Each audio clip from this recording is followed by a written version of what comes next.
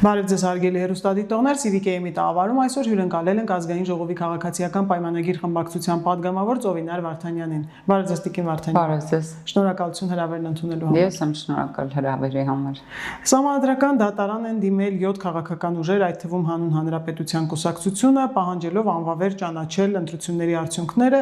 Նիստը կկայանա հունիսի 26-ին, ինչ սպասել այդ նիստից։ Սպասելիքներս չեմ կարող ասել ինչ սպասել, որովհետև դա անկախ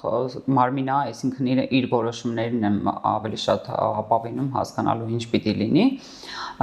բայց որպես քաղաքացիական պայմանագիր կուսակցության անդամ պետք է ասեմ, որ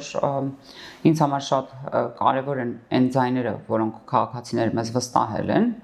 728,000 գրեթե քաղաքացի վստահել է քաղաքացիական պայմանագրին, տվել է մեզ կառավարություն ձևավորելու հնարավորություն։ Մենք էլ քարոզարշավի ընթացքում մեր ծրագիրն ենք ներկայացրել եւ խոստումներ ենք տվել քաղաքացիներին եւ հետեւաբար ինձ համար այս պահին ամենակարևորը այսքան քաղաքացիների ձայները եւ դրան հետևող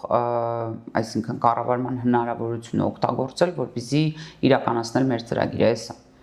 Սամվել Կարապետյանը վերջերս խմբագիրների հետ հանդիպում էր ունեցել եւ հայտարարել էր, որ մենք չենք պարտվել, Փաշինյանը չի հաղթել եւ հայտարարել էր, որ բոլոր ընդդիմադիր ուժերի հետ պետք է համախմբվեն եւ մեծ մի հանրահավաք պետք է անեն։ Ըստ էության ընդդիմադիրներից կարծեք թե արձագանքել է միայն Հայ ազգային կոնգրեսը եւ Լևոն Զուրաբյանը ասել է, որ ՀԱԿ-ը բանակցություններ է վարում Սամվել Կարապետյանի ուժի եւ այլ ընդդիմադիրների հետ համատեղ պայքարի եւ իշխանության նախաձեռնություններին հակազդելու շուրջ, այդ թվում հնարավոր սահմանադրական հանրաքվեի դեպքում ոչի ճակատ ձևավորելու հարցով։ Ամփոփելով այդ համախմբումը տեղի կունենա։ Հնարավոր է համախմբում տեղի ունենա, բայց համախմբում ասելով ոչ թե համախմբում է տեղի ունենալու, այլ ինչ որ գործողությունների իմիտացիա պետք է արվի, որպեսզի արդարացնեն, թե ինչու են իրենք վերցնում մանդատները։ Սա է հիմնական նպատակը, իսկ ինչ վերաբերում է Հայ ազգային կոնգրեսին եւ մասնավորապես Լևոն Զուրաբյանին, ապա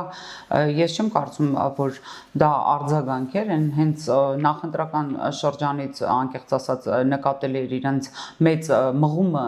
միանալու, սակայն երևի Սամվել Կարապետյանը իրենց ուժերը գնահատել էր ըստ իրավիճակի եւ հասկացել էր, որ այնտեղ որևէ բան չկա, հետեւաբար չէր արձագանքել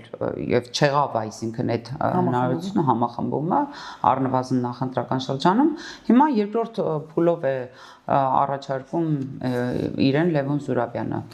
Այ դուք էլ երկար տարիներ մինչև 2018 թվականը ընդդիմադիր եք եղել, երբ օրերս Լևոն Զուրաբյանը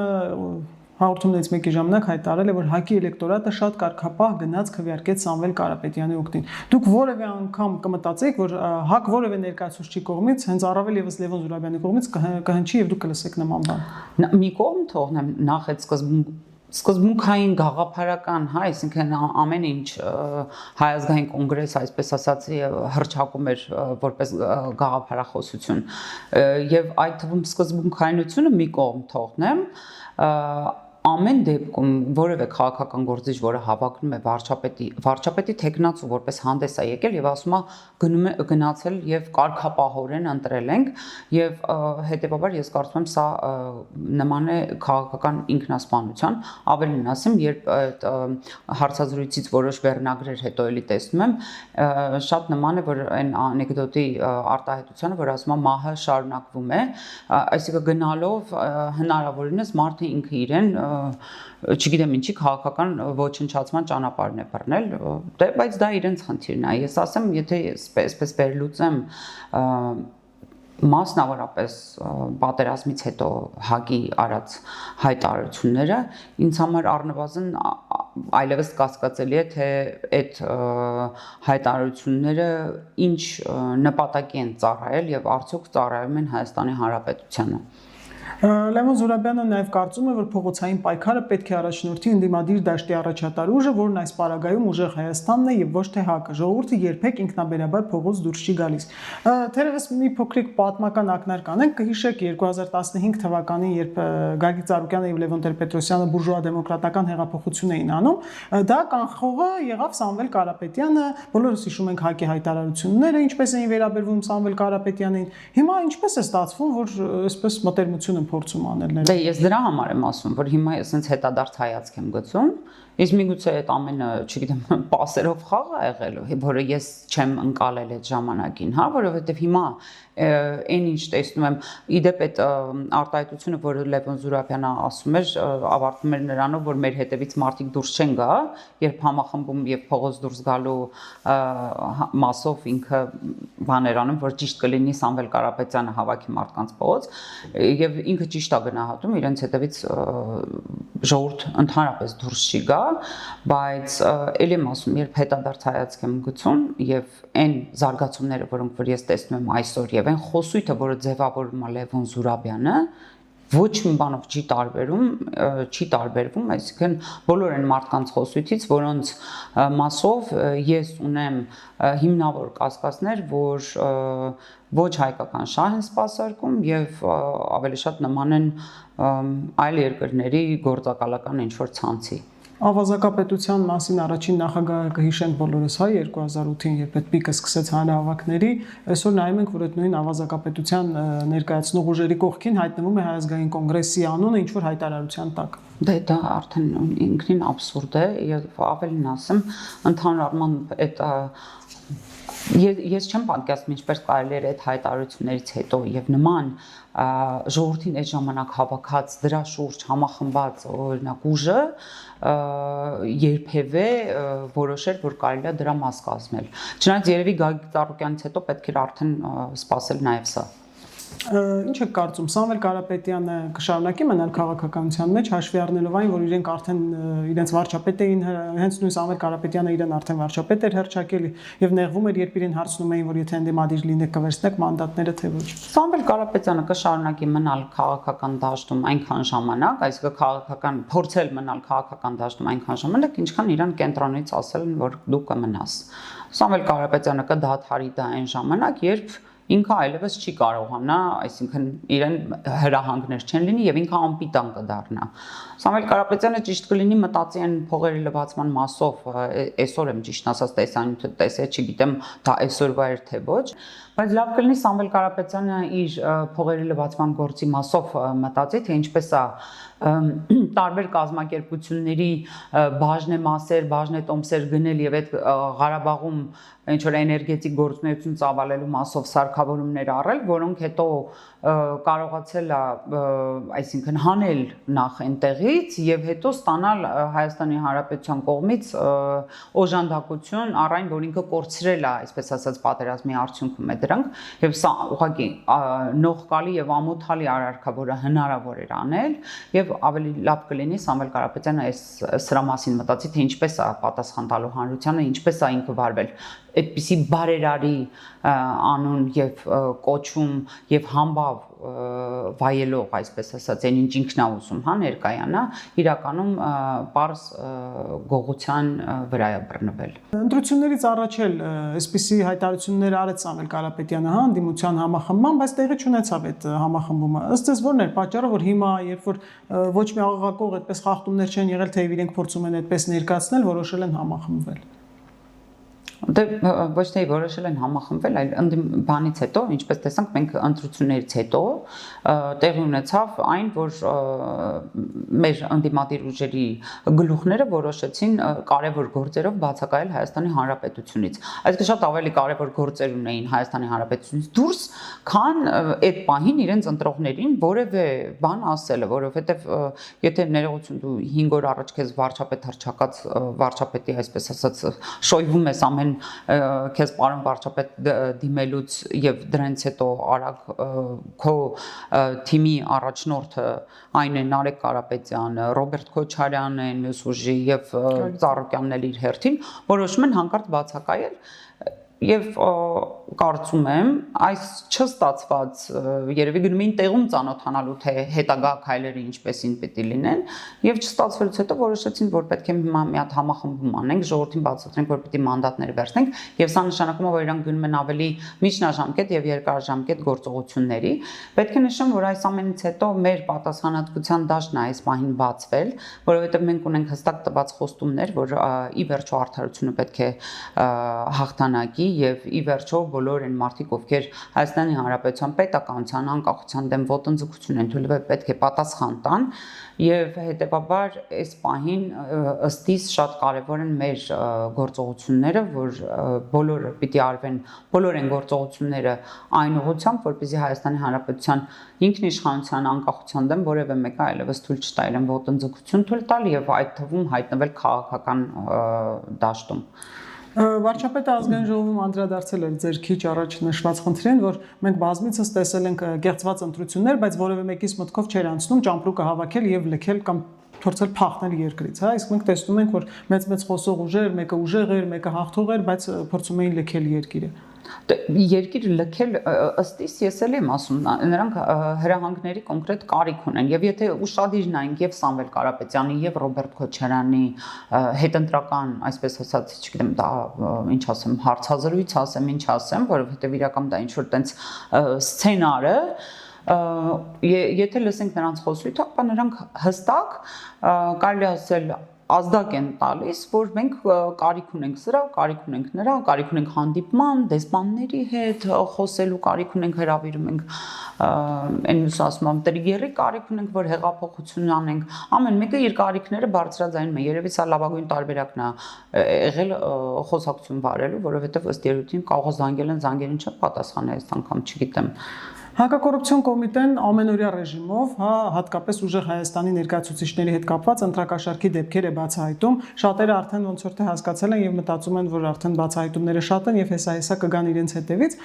Նաեւ ուժեղ Հայաստանի ներկայացուցիչների մասով է եղել, Հայաստան դաշինքի մասով, բայց այս մարդիկ դիմում են ՍԴ, աղաղակում են, թե ընտրությունները կեղծվել են, ինչի համար է արվում այս ամենը։ Փորձելու ստվերել չէ, իրենք հասկանում են, որ այդ շղթան, այսպես թե այնպես գալու է եւ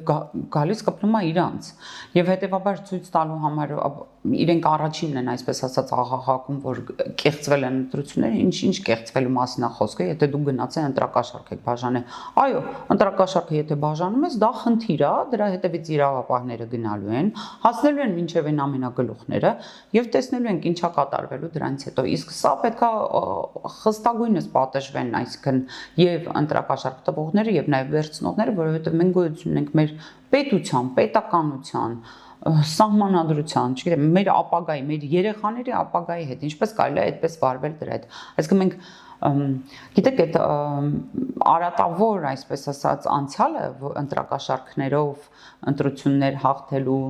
ընտրակեղծարարությամբ ընտրությունները բանանելու, հա, վերարտադրվելու, այդ թվում այդ կոնկրետ քրյա օլիգարխիկ համակարգի այդ փորձառությունը շատ վատ բան է թողել մեր ժողովրդի մոտ, այսինքն վատ հիշողություններ է թողել եւ գուցե նույնիսկ ինչ որտեղ թույլատրելիության սահմանն է լղոզել եւ երբեմն մարդկանց թվացել է, որ դա դեմա ինչ կա, փողը վերցրել է, գնացել է, ինչ որ մի բան։ Մենք պետք է այնքան խիստ գտնվենք այս հարցի շուրջ եւ որպեսզի ժողովրդին էլ հասանելի դարձնենք, որ սա այն վատագույն արարքն է, որը հնարավոր է սեփական պետության դեմ անել։ Այսքան անցել ենք այն փուլը, կհիշեք այն ժամանակներում, որ շատ հենց այն ժամանակվան դիմադիրները ասում էին դե լավ, ոչինչ որ նեղնեք վերցրեք, բայց գոնե ընտրեք այն մարդուն ում ուզում եք, բայց հիմա արդեն ես կարծում եմ անթույլատրելի է մտածել, որ թող վերցնեն, բայց գնան ուրիշին ընտրեն, բան չէ, դա ձև չի սեփական պետության հանդեպ, դա վերաբերմունք է ձևավորում։ Դա վերաբերմունք է ձևավորում, եթե չափահասը տան այդպիսի բան է անում, իսկ ինչու պիտի այն անչափահասով այդ տանը նույնպես ապրում է, ընդհանրենք վաղ մյուս օր չանի այդ նույն բանը, եւ ինչի ես դու դառնում լծակ եւ գործիք այլ պետության շահերի համար սպասարկվող, այսինքն այդ ամբողջ մեխանիզմը դառնում է սպասարկող մեխանիզմի մի մաս։ Ալեն Սիմոնյանը հայտարարել էր, որ ազգային ժողովի օրակարգ կբերվի օրենսդրական նախաձեռնություն, կխստացվի ընտրակաշառք տալու եւ վերցնելու համար պատիժը, ենթադրում եմ արտահերթ նիստերի ժամանակ դա կլինի, քանի որ առաջիկայում հանրապետության բազմաթիվ բնակավայրերում թիմ ընտրություններ են լինելու, հնարավոր է սա իսկապես կանխի, որ թիմում գոնե այդ ընտրակաշառքը չգործի։ Իհարկե սա կանխարգելի ճիր ազդեցությունը բնականաբար կունենա, հաշվի առնելով, որ պատիժը շատ խիստ է լինելու, բայց ես կարծում եմ, որ նաև այն բոլոր քրեական գործերը, որոնք հարուցվել են, եւ մարդիկ իրենց համայնքներում, իրենց շուրջը կտեսնեն մարդկանց, ովքեր կաշառք են բաժանել կամ կաշառք են վերցրել եւ դրա արդյունքում եթե մեղադրանք առաջադրվի եւ դատարանն էլ որոշում կայացնի եւ պատիժ են կրում, այս սա կանխարգելիչ կարող է շատ մեծ ազդեցություն ունենալ։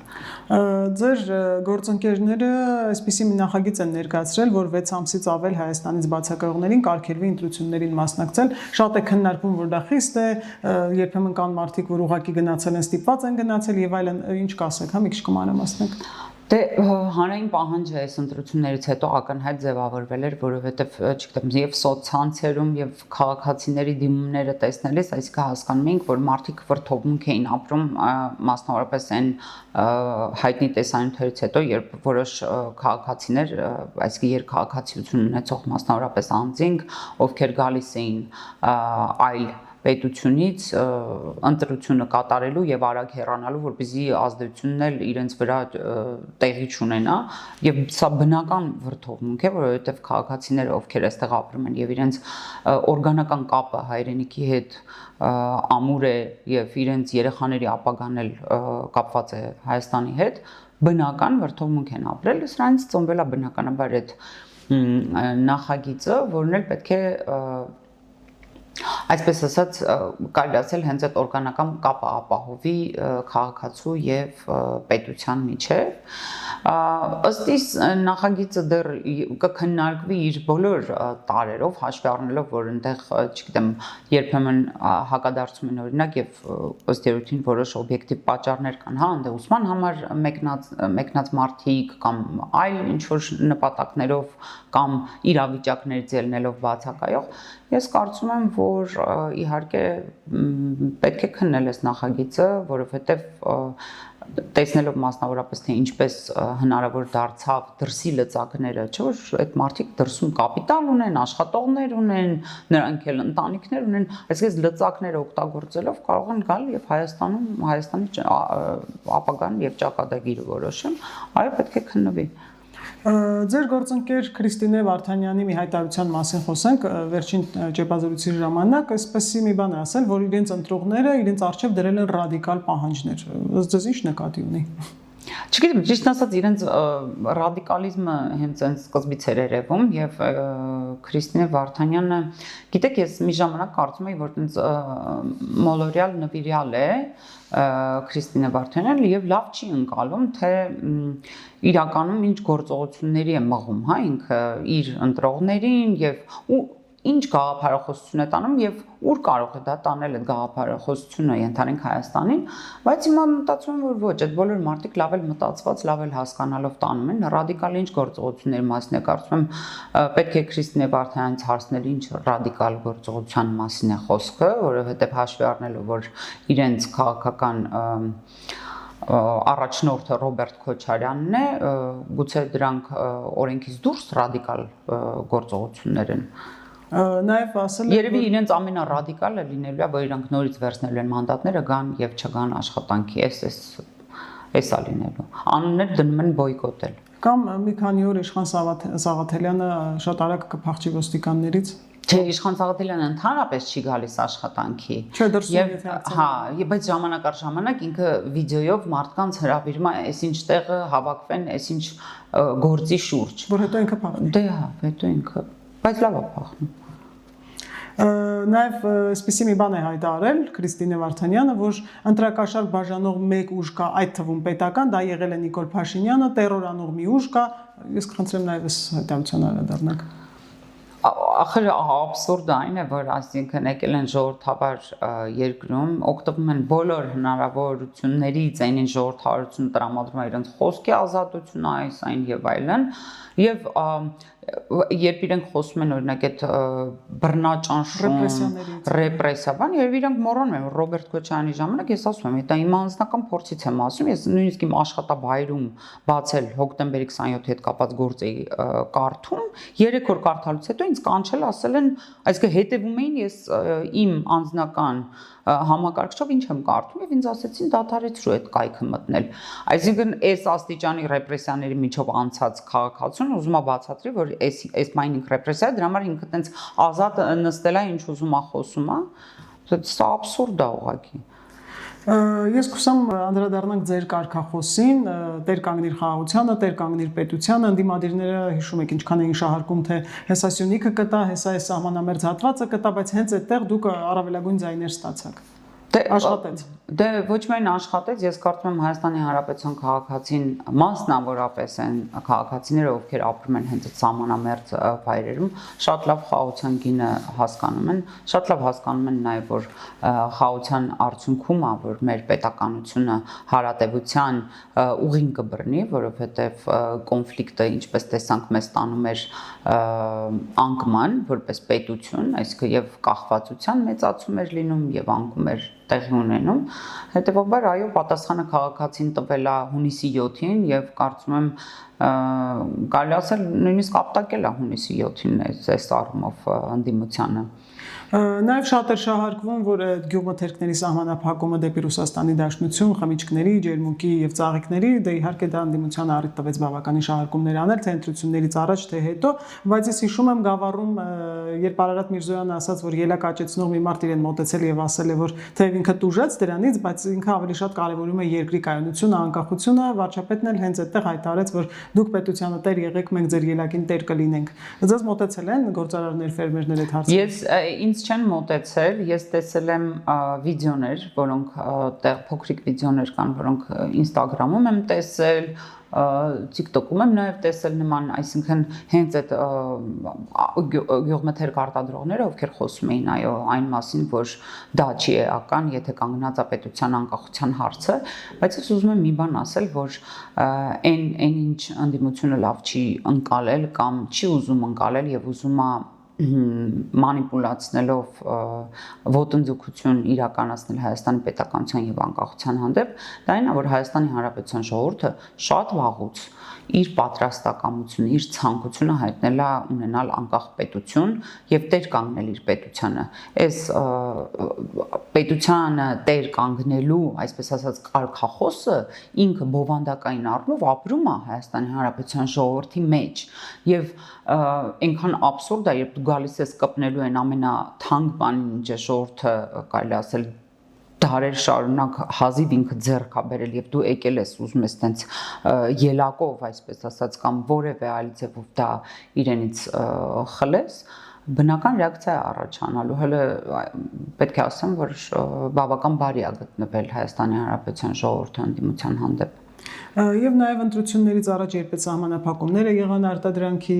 բայց ամենավտանգավորը այդ իրավիճակում հիբրիդային պատերազմներն էին, այդ ամենօրյա կարելի ասել մեդիա տերորը, թե այդ ադրբեջանցիներին վախեցնելով, առհասարակ աղքատությունով վախեցնելով, բայց ժողովուրդը տուրք չտվեց, հա, այսինքն կարող ենք ասել նաև մեդիա գրագետ են ավելի դարել, սկսել են ավելի շատ հետևել։ Դե միանշանակ որ փորձը, այսպես ասած,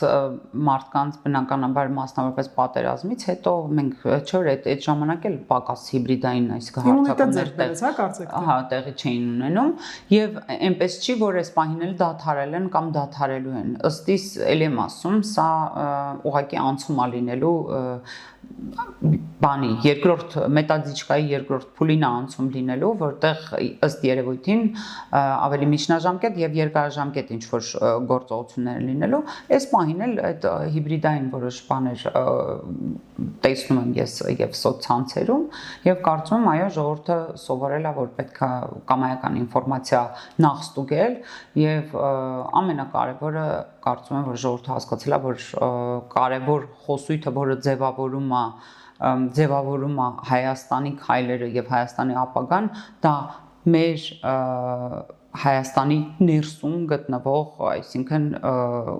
կառավարության խոսույթն է եւ ոչ թե պետք է նստել եւ լսել թե, չգիտեմ, կողքի պետություններում ինչ որ մեկը ինչ ասած եւ ըստ դրա ձևավորել կարծիք թե ուր ենք մենք գնալու։ Օգոստոսի 2-ին կլինի արդեն նոր ընտիր խորհրդարանի առաջին նիստը, ըստ ձեզ ինչպիսի խորհրդարան մենք կունենանք, նախորդի համեմատ ինչով կդարբերվի։ Դե կունենանք, այսպես ասեմ, նոր դեմքեր կունենանք խորհրդարանում, բայց ոչ նոր բովանդակություն, բանավեճի առումով, հա, եթե սենց շատ կոպիտ ձևակերպում տամ, ապա Հայաստանի Հանրապետության պետականության եւ անկախության համար պայքարող կառավարող ուժը կլինի եւ բոլոր այն ուժերը, ովքեր Հայաստանի Հանրապետության պետականությունն ու անկախությունը ուզում են մատաղանել օտար շահերին։ Շնորհակալություն։ Ես եմ շնորհակալ։ Հիշեցնեմ, որ մենք զրուցում էինք Ազգային ժողովի քաղաքացիական պայմանագիր խմբակցության падգամավոր Ծովինար Վարդանյանի հետ։ Հավանիշ տեսանյութը եւ բաժանորդագրվիչ նորությունները բաց չթողնելու համար